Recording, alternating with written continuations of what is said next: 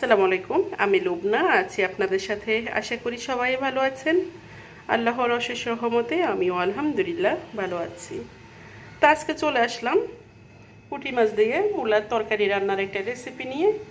আশা করি ভালো লাগবে রেসিপিটা দেখে আপনাদের কাছে। খুবই সিম্পল, তবে শীতকালে এভাবে রান্না করে খেতে কিন্তু ভালোই লাগে। মূলা তরকারি আপনারা যেভাবে পুঁটি মাছ দিয়ে আপনারা অবশ্যই একবার ট্রাই করবেন। আমি আপনাদের সাথে সেই জন্যই রেসিপিটা শেয়ার করতেছি। অন্য মাছ দিয়ে তো সবাই খান, পুঁটি মাছ দিয়েও রান্না করে দেখেন, খেতে কিন্তু অসম্ভব মজাই লাগে। তো চলেন সরাসরি রান্নায় চলে যাচ্ছি, আমার সাথে আপনারাও আসুন।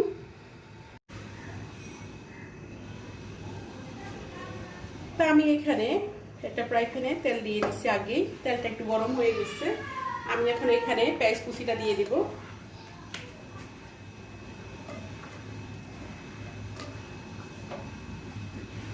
সাথে দিয়ে দিচ্ছি 3-4টা কাঁচামরিচ কেটে দিয়ে দিব আমি এখন।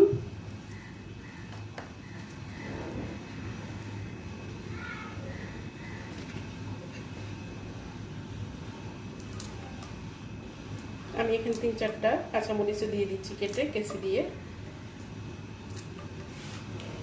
তো পেঁয়াজটা আমি একটু হালকা ভেজে নিব, কিছুক্ষণ ভেজে আমি আসতেছি আবার।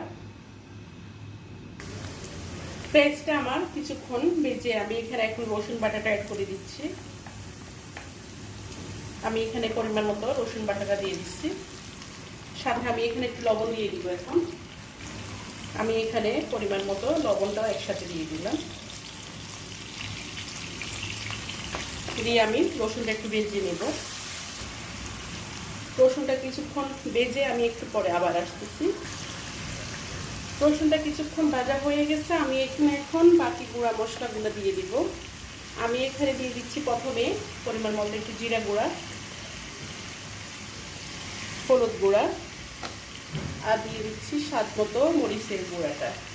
মরিচের গুঁড়াটা আপনাদের স্বাদ অনুযায়ী আপনারা অ্যাড করবেন, কারণ কেউ ঝাল বেশি খায়, কেউ কম খায়। তা আমি এখানে আমার পরিমাণ মতো আমি সব কিছু দিয়ে দিচ্ছি। আমি এখানে কিছুক্ষণ নেড়ে একটু পানি দিয়ে দিব। আমি এখানে একটু পানি দিয়ে দিচ্ছি।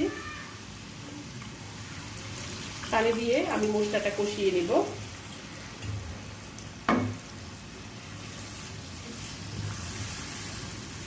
তো মশলাটা কিছুক্ষণ কষানো হতে থাকুক, তারপর আমি এখানে পুঁটি মাছগুলো অ্যাড করে দিব।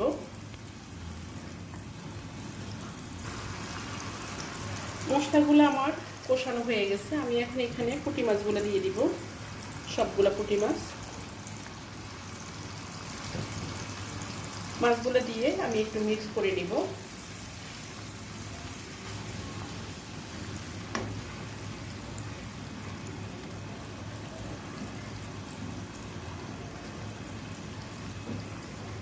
আমি একটু ঢেকে এটা কষিয়ে নিব, যাতে মাছের গায়ে কালারটা খুব সুন্দরভাবে ধরে। আমি একটু ঢেকে দিচ্ছি, মাছটা ভালোভাবে আমি কষিয়ে নিব। তারপরে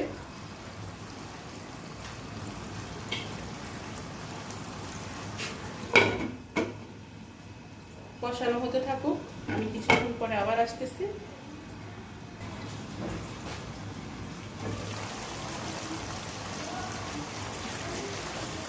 আমি এখানে এখন কিছু পানি দিয়ে দিব। দিয়ে আমি খুব ভালোভাবে মাছগুলো একটু কষিয়ে তারপর আমি এখানে মূলাটা অ্যাড করে দিব। পরিমাণ মতো আমি পানিটা দিয়ে দিচ্ছি।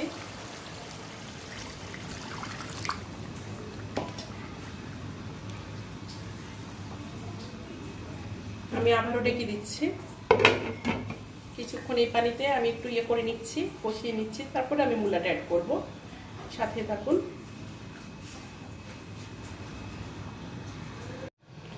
এদিকে আমি কিছু পেঁয়াজ গাছ লাগিয়েছিলাম একটা জারে। আমি এখন এখান থেকে কিছু পেঁয়াজ পাতা কেটে নিব মূলার সাথে দেওয়ার জন্য, একদম পিওর।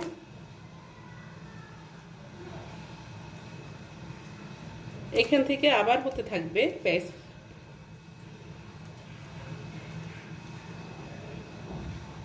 আমি আমার প্রয়োজন অনুযায়ী কেটে নিচ্ছি, কিছু দিব, সবগুলা কাটবো না আমি।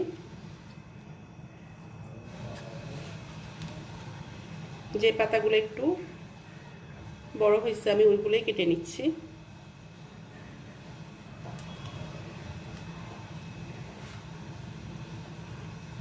দেখেন প্রত্যেকটা একদম ফ্রেশ। আপনারা চাইলে কিন্তু একদম তাজা এইভাবে খেতে পারেন। এই যে দেখেন আমি লাগানোর সিস্টেমটা কিন্তু আপনাদের ওই দিনও দেখাইছি। খুব সুন্দরভাবে কিন্তু একদম ফ্রেশ আপনার জায়গা পাওয়া যায় এখানে। আমি এখান থেকে এগুলো কেটে নিয়ে নিব। এগুলো কাটলে কিন্তু টেনশন নাই, আবার বাইরে হতে থাকবে। আমি কিন্তু এভাবে সারা বছরে পেঁয়াজ কলিগুলো খেয়ে থাকি, একদম ফ্রেশ। আমি এখান থেকে আরো কিছু কেটে নেব। নিজের হাতে করে খাওয়ার মজাটাই আলাদা এসব শাকসবজি। আর পেঁয়াজ কলিটা তো শীতকালে খেতে অসাধারণ লাগে। আমি এখানে আমার প্রয়োজন অনুযায়ী আমি পেঁয়াজ কলি কিছু কেটে নিচ্ছি। এগুলো আমি মূলাতে ইউজ করব আজকে। এই যে এখান থেকে কিন্তু আরো হতে থাকবে। আমি এই যে একটা বড় পাতা আছে, আপনারা এটার মধ্যে সিস্টেম হলো এরকম, বড় পাতাগুলো যেগুলো ওইগুলা কিন্তু কেটে নিয়ে নিতে হয়, না হলে এগুলা কিছুদিন পরে নষ্ট হয়ে যায়। এই যে যেমন আমি এই যে এখান থেকে এই পাতাটাও কেটে নিয়ে নিব।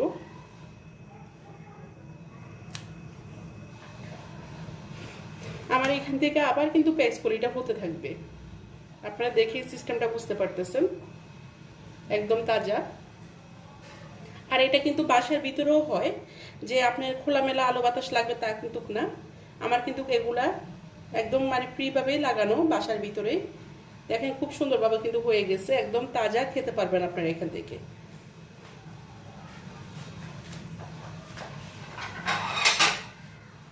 দেখেন আমি কিন্তু বেশ কিছু এখান থেকে পেঁয়াজ কলি পেয়ে গেছি, একদম ফ্রেশ। আমি এগুলোই আজকে আমার তরকারিতে ইউজ করব। সারা বছর কিন্তু আপনারা এইভাবে খেতে পারেন। আমি কিন্তু যে মানে শীতের সিজনে বিশেষ করে এগুলো করে থাকি এভাবে। তা আমি এখন মাছটা কষানো হয়ে গেছে, আমি এখন মূলাটা দিয়ে দিব সাথে।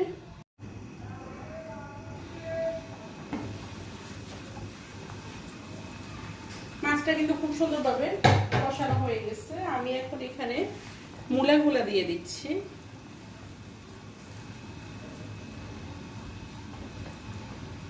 মূলাগুলো আমি খুব সুন্দরভাবে কেটে নিয়েছি, কিন্তু আগে ধুয়ে ক্লিন করে রাখছিলাম। আমি মিক্স করে নিচ্ছি, নিয়ে রেখে দিব।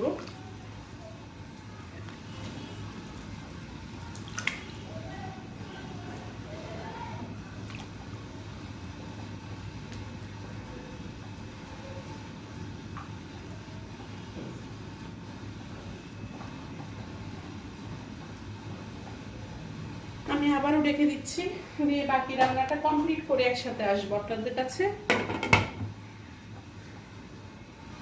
আগুনটা আমি একটু বাড়িয়ে দিলাম, রান্নাটা হতে থাকুক।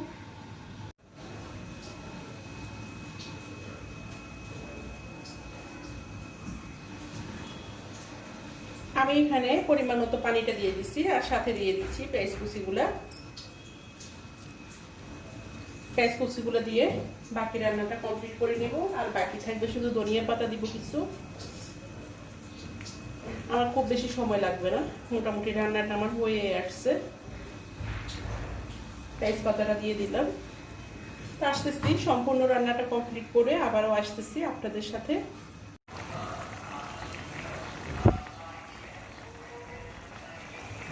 আমার রান্নাটা কমপ্লিট, আমি এখন ধনিয়া পাতাটা দিয়ে দিচ্ছি।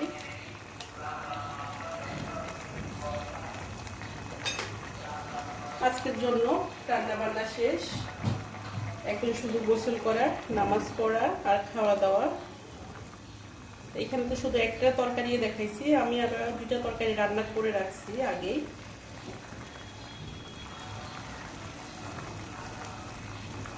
মূলাগুলা খুব সুন্দরভাবে নরম হয়ে গেছে। আমি এখন নামিয়ে নিব, আমার রান্নাটা সম্পূর্ণ কমপ্লিট। আমি এখন পরিবেশন করে দেখাচ্ছি আপনাদের। এই যে রেডি আমার পুঁটি মাছ দিয়ে মূলা তরকারি। কালারটা কিন্তু অসম্ভব সুন্দর আসছে, খেতেও কিন্তু মজা এই সবজিটা। অন্য মাছ থেকে আমার থেকে মনে হয় যে মূলা তরকারিটা পুঁটি মাছ, ছোটো চিংড়ি মাছ দিয়ে রান্না করলে বেশি ভালো লাগে।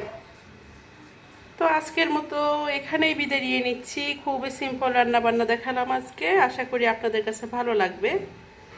আর যদি ভালো লেগে থাকে অবশ্যই আমার চ্যানেলটা সাবস্ক্রাইব করে দিবেন, লাইক কমেন্ট করবেন, পাশে থাকা বেল আইকনটি অবশ্যই ক্লিক করে দিবেন, যাতে নতুন নতুন ভিডিওর নোটিফিকেশন আপনাদের কাছে চলে যায় খুব তাড়াতাড়ি। আল্লাহ হাফেজ। আসসালামু আলাইকুম রহমতুল্লাহ।